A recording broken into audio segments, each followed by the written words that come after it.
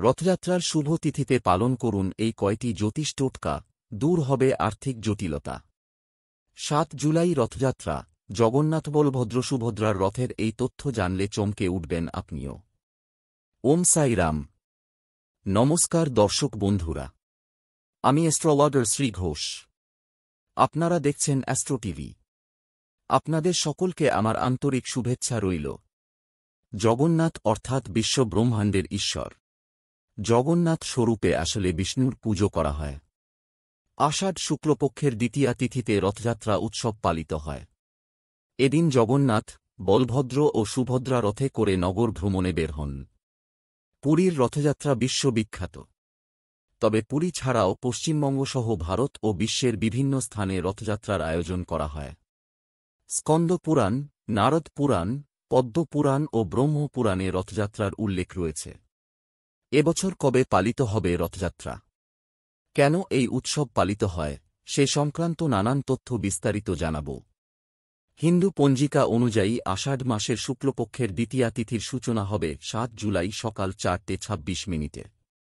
এই তিথি সমাপ্ত হবে ৮ জুলাই সকাল ৪:৫৯। উদয়া তিথি অনুযায়ী ৭ জুলাই রথযাত্রা পালিত হবে। জগন্নাথ, বলভদ্র ও সুভদ্রার পৃথক রথ। শাস্ত্রমতে নিম কাঠ দিয়ে জগন্নাথ, বলভদ্র ও সুভদ্রার রথের নির্মাণ করা হয়। বসন্ত পঞ্চমী তিথি থেকেই রথের উপযুক্ত কাঠ নির্বাচন শুরু হয়। রথ নির্মাণে পেরেক, কাঁটা বা অন্য কোনো ধাতু ব্যবহার করা হয় না। যে তিনটি রথে জগন্নাথ, বলভদ্র ও সুভদ্রা নগরযাত্রায় বের হন, তাদের প্রতিটির পৃথক নাম ও বিশেষত্ব রয়েছে। জগন্নাথের রথের নাম নন্দীঘোষ।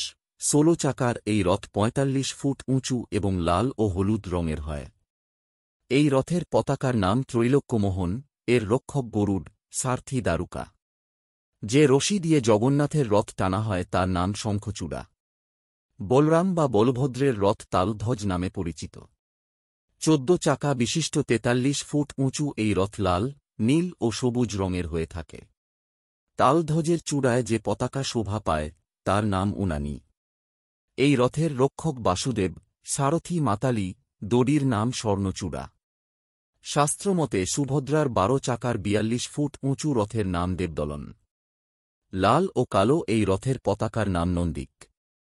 এই রথের রক্ষক জয় দুর্গা, সারথি অর্জুন ও রশির নাম স্বর্ণচূড়া। রথের দিনে করতে পারেন এই কয়টি জ্যোতিষ টোটকা, দূর হবে আর্থিক জটিলতা। এই দিন ভক্তিভরে জগন্নাথ দেবের পুজো করলে মুক্তি পাবেন জীবনের একাধিক জটিলতা থেকে। তেমনি এদিন সহজ কয়টি টোটকা পালনে হতে পারে আর্থিক উন্নতি। জ্যোতিষশাস্ত্রে যে কোনো জটিলতা থেকে মুক্তির জন্য একাধিক টোটকার উল্লেখ আছে। জেনে নিন কি করলে আর্থিক উন্নতি ঘটবে। রথযাত্রার শুভ তিথিতে জগন্নাথ মন্দিরে ফল প্রদান করুন। এতে আর্থিক উন্নতি ঘটবে। এই দিন সকালে স্নান সেরে যে কোনো জগন্নাথ মন্দিরে গিয়ে ফল প্রদান করে আসুন। যে কোনো আর্থিক জটিলতা থেকে মুক্তি পাবেন। অর্থ সংক্রান্ত নানান সমস্যা সারা বছর লেগেই থাকে।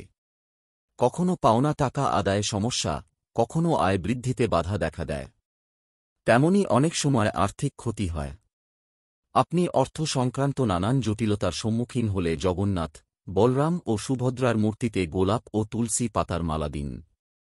এতে জটিলতা থেকে মুক্তি পাবেন। এই শুভ তিথিতে ৫টি শিশুকে পছন্দমতো জিনিস দান করুন। এই টোটকা পালনে আর্থিক উন্নতি ঘটবে। তেমনি লাল কাপড়ে ৭টা লবঙ্গ, ২টো কর্পূর, ৭টা তুলসী ও একটি গোলাপ বেঁধে জগন্নাথ দেবকে অর্পণ করুন। শুভ তিথিতে এই কয়টি জিনিস জগন্নাথ দেবকে অর্পণ করলে যে কোনো আর্থিক জটিলতা থেকে মুক্তি পাবেন। পুরীর মাহেশ ইস্কনের মন্দিরে মহা ধুমধামের মধ্যে পালিত হয় এই উৎসব। বছরভর জগন্নাথ ভক্তরা অধীর অপেক্ষায় থাকেন। বছরের এই নির্দিষ্ট সময় আলোকিত হয়ে ওঠে পুরী। জগন্নাথধাম পুরী ঘিরে রয়েছে একাধিক কাহিনী। ওড়িশার প্রাচীন পুঁথি ব্রহ্মাণ্ড পুরাণ অনুসারে সত্যযুগ থেকে চালু হয়েছে এই রথযাত্রা। সেই সময় ওড়িশার নাম ছিল মালবদেশ। তেমনি মাহেশের রথ বাংলার প্রাচীনতম ও ভারতে দ্বিতীয় বৃহত্তম রথযাত্রা হিসেবে খ্যাত। কথিত আছে, চতুর্দশ শতাব্দীতে ধ্রুবানন্দ ব্রহ্মচারী এই রথযাত্রার উদ্বোধন করেন। এই বিষয়ে কোনো প্রশ্ন থাকলে অবশ্যই কমেন্ট করবেন, লাইক করবেন, শেয়ার করবেন ও অ্যাস্ট্রো টিভি চ্যানেলকে সাবস্ক্রাইব করে রাখবেন পরবর্তী ভিডিওগুলোর আপডেট পাওয়ার জন্য। তাহলে বন্ধুরা, ভিডিওটি শেষ পর্যন্ত দেখার জন্য সবাইকে অনেক অনেক ধন্যবাদ। ঈশ্বর আপনার মঙ্গল করুক। আপনারা সুস্থ থাকুন, ভালো থাকুন। আবার দেখা হবে এই চ্যানেলে। ধন্যবাদ।